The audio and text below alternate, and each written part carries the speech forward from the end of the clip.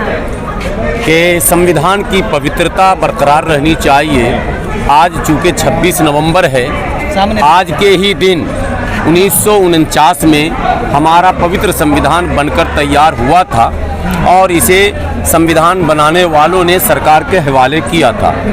दुर्भाग्य से जो भी सरकार उस समय रही, उस सरकार ने इस संविधान में जो कुछ लिखा था, असल मूल जो संविधान है भारत का, जो 1949 में सीलबंद होकर सरकार के हवाले हुआ था, उस मूल संविधान में स्पष्ट शब्दों में ये लिखा है कि धर्म के आधार पर किसी के साथ कोई भेदभाव कभी भी नहीं किया जाएगा।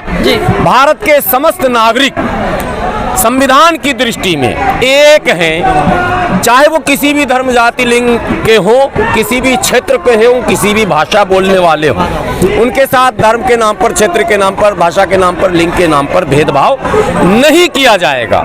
लेकिन दुर्भाग्य से 26 जनवरी 1950 को संविधान लागू होता है।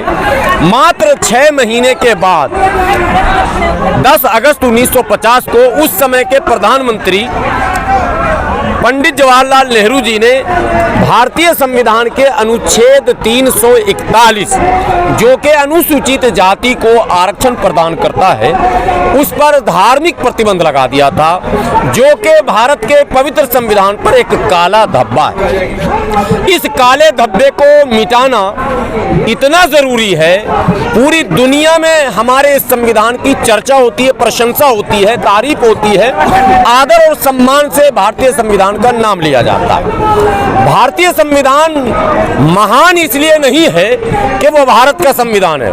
भारत का संविधान महान इसलिए है कि उसमें कोई ऐसा वर्ग नहीं भारत का है जिसके हक और अधिकार की बात नहीं की गई हो और उसकी रक्षा की बात नहीं की गई हो। लेकिन दुर्भाग्य से जब इसमें काला धब्बा लग गया तो ये लिख दिया गया कि ये सुविधा केवल हिंदू धर्म पर आस्था रखने वाले दलितों को ही दिया जाएगा, जबकि ऐसा 1949 में नहीं था, 1936 में भी नहीं था। ड्राफ्टिंग से लेकर एंड तक, यानी 26 नवंबर 1949 तक इस तरह की कोई भी बात भारतीय संविधान में न थी और न इसकी गुंजाइश थी। लेकिन दुर्भाग्य से पंडित नेहरू जी ने अपने उसी मनुवादी सोच को आगे बढ़ाते हुए इस पर एक धब्बा लगाया और उसके बाद केवल इस्लाम या क्रिश्चियनिटी को नहीं बल्कि बौद्धिज्म और सिखिज्म को भी निशाने पर लिया और उसमें यह लिख दिया गया कि यह सुविधा केवल और केवल सिर्फ हिंदू धर्म पर आस्था रखने वाले दलितों को ही दिया जाएगा। ऐसे में सरदार तारा सिंह ने हंगामा शुरू किया और 6 वर्षों के उनके जद्दोजहद के बाद, 6 वर्षों की मेहनत और लड़ाई के बाद 1956 में सिख को इसमें वापस इंक्लूड कर लिया गया, जोड़ लिया गया। उसके बाद बौद्ध मैदान में आए। तमिलनाडु केरल से ये लड़ाई शुरू हुई और मद्रास हाई कोर्ट तक गई। हाई कोर्ट में ये मुकदमा हार गए बौद्ध पक्ष के लोग, लेकिन लड़ाई जारी रही। अंतोगत्वा 1990 में विश्वनाथ प्रताप सिंह की सरकार में और रामविलास पासवान जी की दखल से बौद्ध कम्युनिटी को भी इसमें शामिल कर लिया गया। यानी कि जो प्रतिबंध 1950 में लगा था उसमें 2 बार अमेंडमेंट हुआ, 56 में और 90 में। एक बात दरमियान में और भी जानना जरूरी है, 23 जुलाई 1959 को उस समय की कांग्रेस की सरकार ने एक अमेंडमेंट किया और ये लिखा कि यदि आपको ये सुविधा चाहिए तो आप यहाँ आ जाइए। मतलब आप समझ रहे हैं, घर वापसी, जिसको आज हम लोग कह रहे हैं कि आरएसएस का नारा, नो, ये कांग्रेस का नारा था घर वापसी का। ये वज़ाब्ता लीगल वे बनाया गया 1959 में। वज़ाब्ता इसके लिए मैंने एडिशनल शब्द कहे गए। तो अब सवाल ये पैदा होता है कि भारत के पवित्र संविधान में जहां अनुच्छेद 14 कहता है कि संविधान की दृष्टि में सभी लोग एक समान हैं, जहां अनुच्छेद 15 कहता है कि संविधान किसी के साथ धर्म के नाम पर भेदभाव नहीं करेगा, जहां अनुच्छेद 16 कहता है कि कोई भी सरकारी योजनाओं में धर्म को आधार नहीं बनाया जाएगा, तो फिर आरक्षण देने और लेने में धर्म को आधार क्यों बनाया गया? ये एक बड़ा सवाल है और उसको लेकर ऑल इंडिया यूनाइटेड यूनाइटेड मुस्लिम मोर्चा 1994 में जब बौद्ध को इंक्लूड कर लिया गया, तब यह सवाल पैदा हुआ कि आपने सिख और बौद्ध को जब जोड़ा है तो भारत का सबसे बड़ा अल्पसंख्यक जो है और उसके जो सबसे बड़ी आबादी है दलित मुसलमानों की, अब जब दलित मुसलमान कहते हैं तो हम लोगों की लड़ाई में पहले मुसलमानों से ही लड़ाई हुई। मुसलमानों ने कभी दलित शब्द सुना नहीं था।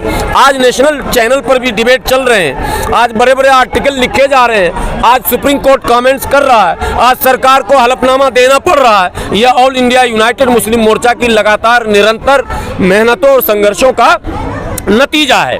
मैं बधाई दूंगा आप लोगों को भी, पिछले 7-8 वर्षों से आपके चैनल और तमाम आप जैसे लोगों ने कवरेज दिया है, मुद्दे को उठाया है, जिसके कारण भी ये मुद्दा इतना ज्यादा गंभीर हुआ है। दलित शब्द का मुसलमानों ने सुना नहीं, दलित शब्द का विरोध किया, मैं बता रहा हूँ, सुना ही नहीं, दलित शब्द का विरोध किया।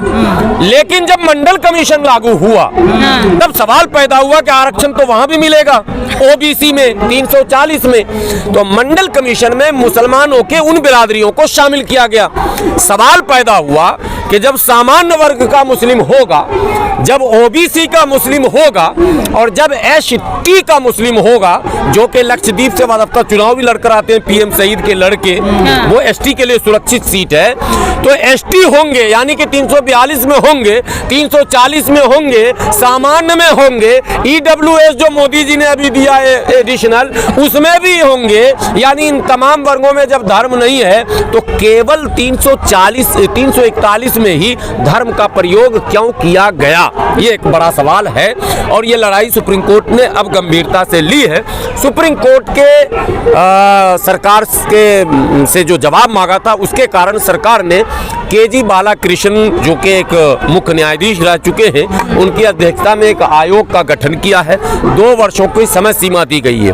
आज के इस संविधान दिवस के धरने के माध्यम से ऑल इंडिया यूनाइटेड मुस्लिम मोर्चा आदरणीय प्रधानमंत्री को भी हम लोग मेमोरेंडम भी देंगे। हम ये मांग करते हैं कि आप इनकी जो समय सीमा 2 वर्ष है उसको 1 वर्ष करें। इनके जो सदस्य हैं 2 केवल बनाए गए हैं, उसमें 2 दलित मुस्लिम वर्ग के सदस्य भी जोड़े जाएं और जैसे फास्ट ट्रैक पे काम किया जाता वैसे इस पर तेजी से काम हो और जल्द से जल्द सुप्रीम कोर्ट को निर्णय करने दें, या फिर सदन में ही स्वयं मोदी जी तो सबका साथ सबका विकास वाले हैं, सबके विश्वास वाले हैं, सबके प्रयास वाले हैं, तो हम कह रहे हैं हाँ जो आप सारी मांगे कर रहे हैं, लेकिन संविधान तो खतरे में बताया जा रहा है, तो ये मांगे पूरी कैसे? संविधान तो 10 अगस्त 1950 को ही खतरे में आ गया था। जब इस पवित्र संविधान पर आप धर्म लिख देंगे, जो संविधान कह रहा है कि धर्म कोई धर्म का मामला नहीं है, हमारे यहाँ धर्म के आधार पर न लेंगे न देंगे, न धर्म के आधार पर भेदभाव करेंगे, न जुडिशियरी होगी धर्म के आधार पर, न पुलिस होगा धर्म के आधार पर, न नौकरी होगी धर्म के आधार पर, न चुनाव होगा। लेकिन दुर्भाग्य है कि इस देश में सब कुछ धर्म धर्म ही होना शुरू हो गया और कॉमनल पॉलिटिक्स सर चढ़कर बोलने लग गया। हम कॉमन पॉलिटिक्स की बात करते हैं, लेकिन राजनेता कॉमनल पॉलिटिक्स की बात करते हैं और यही कॉमनल पॉलिटिक्स संविधान को कमजोर करता है। इसलिए जरूरत इस बात की है कि संविधान के अंदर जो छेड़छाड़ हुआ है और उसमें जो धर्म शब्द जोड़ा गया है, पहले उसको रिमूव किया जाए, उस काले धब्बे को पहले हटाया जाए, तभी जाकर इस लड़ाई में बल मिल पाएगा। एक तरफ जो लोग कहते हैं संविधान बचाओ, जो लोग धरने प्रदर्शन कर रहे हैं, मैं खुली बात कर रहा हूं, विशेषकर एससी वर्ग के नेताओं से मैं कहता हूं, आपके दिमाग में आरएसएस ने यह भर दिया कि अगर एससी यानी 341 में मुस्लिम शामिल होगा तो हमारा फिर क्या होगा। आप कम से कम करुणानिधि और कर्पूरी ठाकुर से तो सीख ही सकते थे। मुस्लिम शामिल होगा तो दलित शक्तियों का एकीकरण होगा, दलित शक्ति बढ़ेगी आपकी। और 15% किसने कहा 15%? कौन है 15% बोलने वाला? माननीय सुप्रीम कोर्ट ने जब 49.5% कहा था तो आज 49.5% मिल रहा है क्या? 59.5 हो गया या नहीं हुआ बताइए? किसने किया 59? सरकार ने। तो सरकार में तो हम आने के लिए खुद तैयार हैं, लेकिन हमारे ही लोग बिदक रहे हैं, धरना भी करते हैं, कहते हैं संविधान खतरे में है, और जो खतरे में डाल रहा है उसी को मजबूत भी कर रहे हैं। तो दोनों हाथ से ताली ऐसे नहीं बजेगी। आप देखिए संविधान में इतनी संभावनाएं हैं इन वर्गों के लिए कि यदि मिलजुल कर हम लड़ें तो हम हर सफलता को प्राप्त कर सकते हैं। लेकिन दुर्भाग्य से हमारे यहाँ टूट फूट इतना ज्यादा डाला गया है।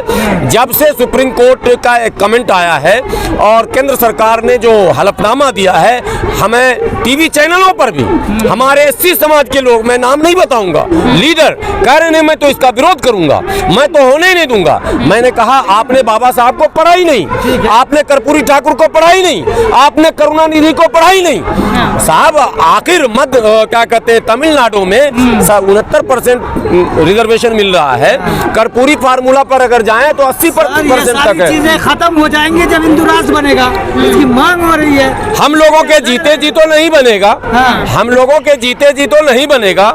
संविधान है तो देश है, संविधान नहीं है तो फिर देश की कल्पना क्या करनी है? देश तो टुकड़े टुकड़े बढ़ जाएंगे। तो ये कभी नहीं हो सकता कि कोई नहीं, ये कभी नहीं हो सकता कि इस संविधान, जिस संविधान ने पूरे देश को एक मोती की तरह तस्बीह में, माले में जोड़ कर रखा है, ऐसे पवित्र संविधान को कोई समाप्त करने की बात करता है, वो बेवकूफ़ी भरा शब्द है। हाँ, हमारे लोगों को इसके लिए सतर्क, सजग, सावधान होने की आवश्यकता है, अध्ययन और अधिक करने की आवश्यकता है और सच्चाई को तह तक जाकर जानने की जरूरत है।